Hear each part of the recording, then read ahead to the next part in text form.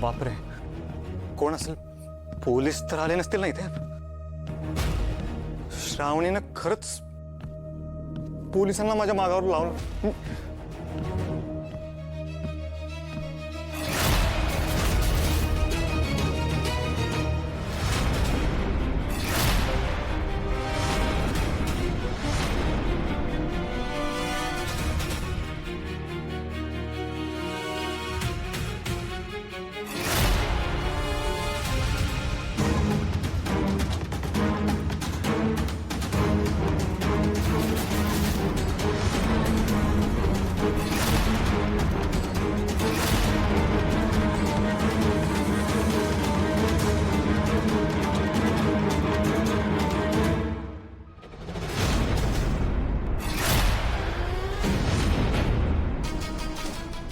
Inspector Rudra, तुम्ही?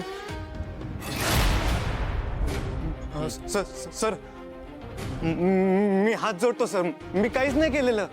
मी म्हणजे मला प्लीज अटक नका करू तुम्ही, तुरुंगात नका टाकू, जेल.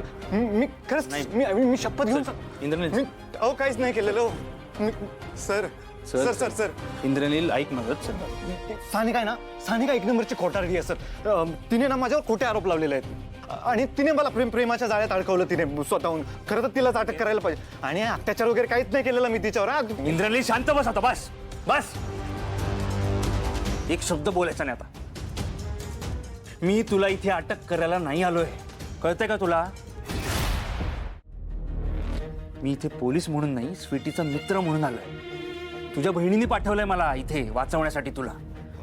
सॉरी सर, आपण तुमच्या डिपार्टमेंटमध्ये काही माणसं आहेत, मला अटक करायला घरी आले होते. मी कसा वाचलोय? हो माहितीये मला.